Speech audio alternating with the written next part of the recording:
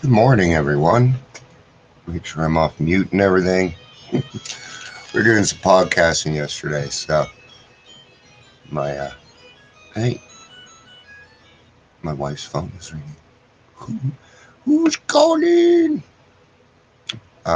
Yes. Good morning. I'm Dion. Why is it doing that? Not awake. I'm not awake. If you're here, please say hello. That's what I was calling for.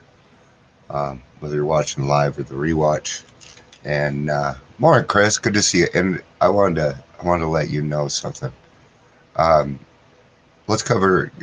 I'm going to do 10 seconds on gaslighting, guys, because Chris has been asking about it, and it's kind of hard to describe writing and stuff. So let's say I'm really down.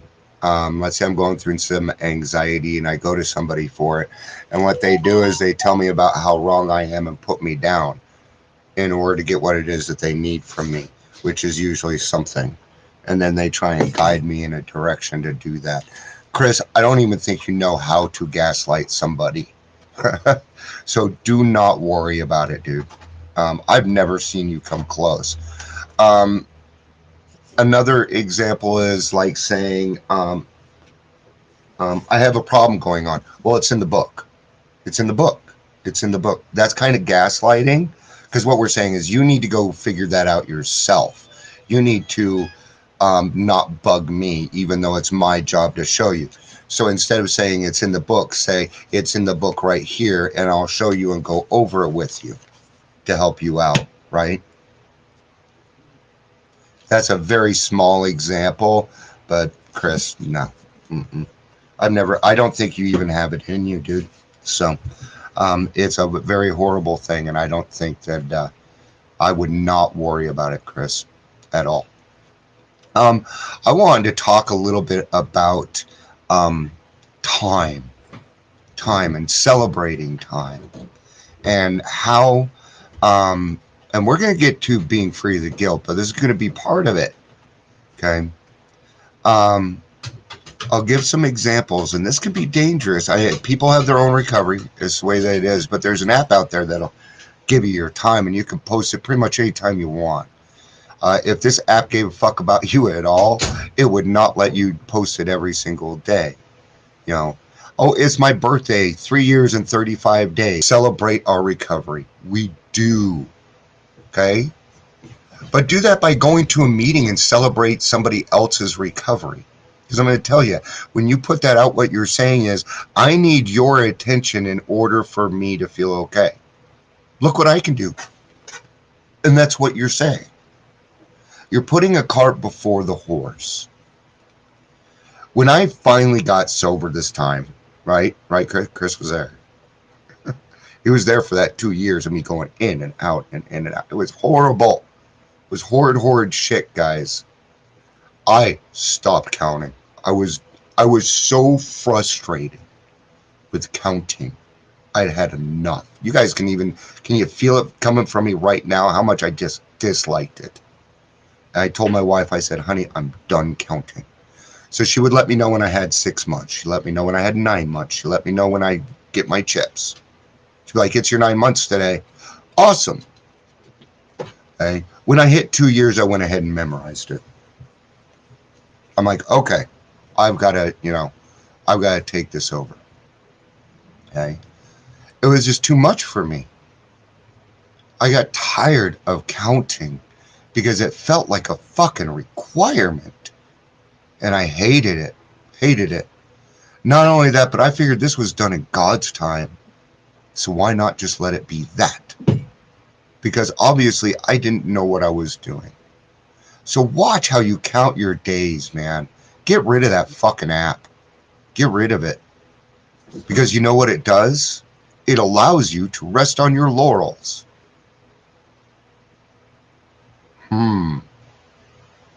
Right? Putting a cart before a horse. Do you celebrate your belly button birthday every fucking day? No, you do not. Okay? And we do not celebrate this every day if it is not your day. Oh, I have 3 years and 35 days. This person has 60 days and a little more important right now. Why are you superseding it? Oh, I have 72 days. Okay. Now, people that are, in their 30 days, count that first 30, nah, I'm cool with it. That's fine. Right? They kind of need it. I got 17 days. Yes. Yeah, man. Because that is exciting. But once you hit that year, man, we're done counting, man. We're done with it. So, all right, let's get to being free of guilt. And this is possible. It can be done. And I know because I have done it. Right? I do not feel guilty about anything in my past anymore. Do I agree with a lot? No. But I've come into agreement with it. Let's go read about it. June 7th. Few of us are entirely free from a sense of guilt. Now, I can't say I'm entirely free. Right? Because wouldn't that mean perfection? Yeah. We may feel guilty because of our words or actions or for things we have left undone. We may even feel guilty because of irrational or false accusation by others. I used to. Okay. But that is manufactured guilt on somebody else's side. And no. See, what I need to do is I need to clean my side of the street. What they think of me and what they are doing is none of my business. Okay? For the most part, it's none of my business. If it's interfering with things that are going too far, then yeah, then we'll work on boundaries, right? But for the most part, no, everyday life is what we're talking about. When I'm troubled by gnawing feeling guilt, obviously I can't put it into my day all I'm capable of. Yeah, because I'm too caught up in bullshit. So I must rid myself of guilt, not by pushing it aside or ignoring it, but by identifying it and correcting the cause. Have I finally begun to learn to keep it simple? So in other words, why am I feeling this way? I got this weird feeling in my stomach, and it's guilt. My stomach hurts. You ever had kids that come up to you, my stomach hurts? What'd you do wrong? It's the same for us here. Oh man, I don't feel well.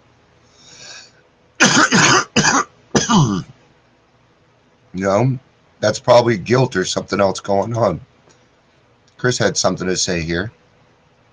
I've made mistakes I've had to let other people hate me for. Sure.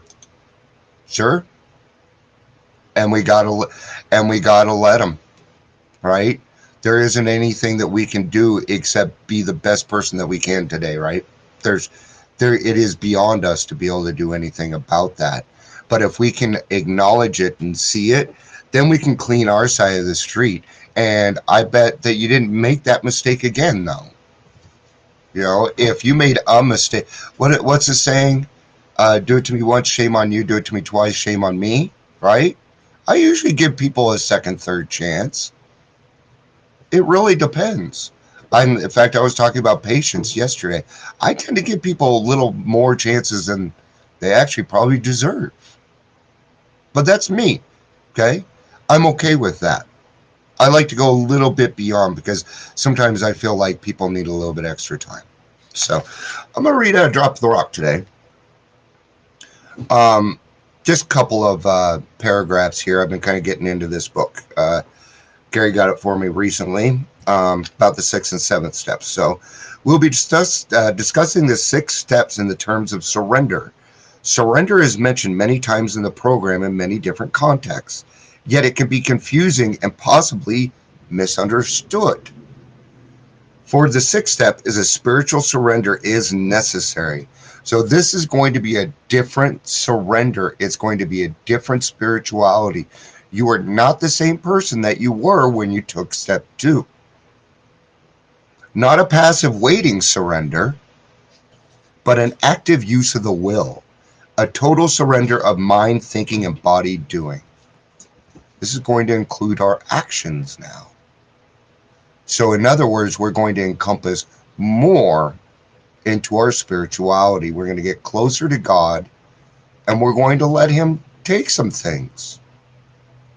Surrender is usually brought up in the context of pain. Not always. I found freedom in surrender. Did it hurt? Yeah, but not as much as a freaking detox. Not even close. Not even close to detoxing. Nope. When our life is unmanageable and causing pain, we must turn it over. When we decide to turn our life and our will over to care of God as we understood Him, we have opened the door to surrender. In the third step, it is the decision that is the key. That is the key point, an active use of the will to turn it over to align our will with God's.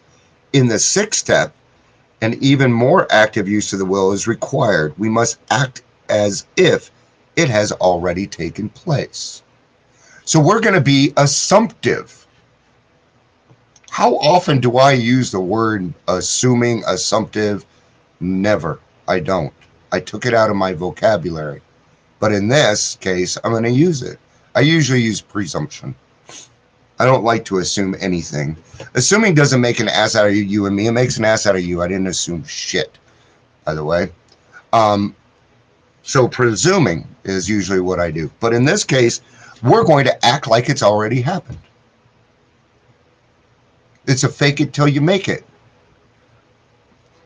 The thing is, once you've actually done that, it's happening. That's the miracle of it. If you have done what they said, if you have thoroughly followed our path and done the instructions like the big book or your sponsor and other people will let you know, this is what will happen. It will happen immediately. In the sixth step, being more active, we must have faith. Yes, remember in the fifth and sixth step, faith without works is dead now.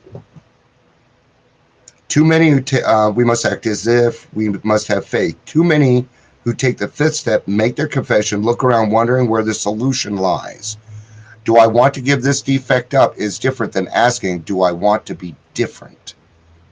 Regardless, all right, I got 2 minutes left. Regardless of what little I know about being different, I must first ask, am I willing to believe that I can be different? It is important to remember that step 6 doesn't say, became entirely ready to make myself different. It says, we were entirely ready to have God remove all these defects of character. Okay? I have found that it takes time when we change anyway, and it's not going to happen overnight. Okay? So don't expect that. Freedom is what you're going to get right off the bat. Because surrender equals freedom for me. Let's read the prayer for the day and go help some people. May I learn not to let myself be guilted. Oh yeah.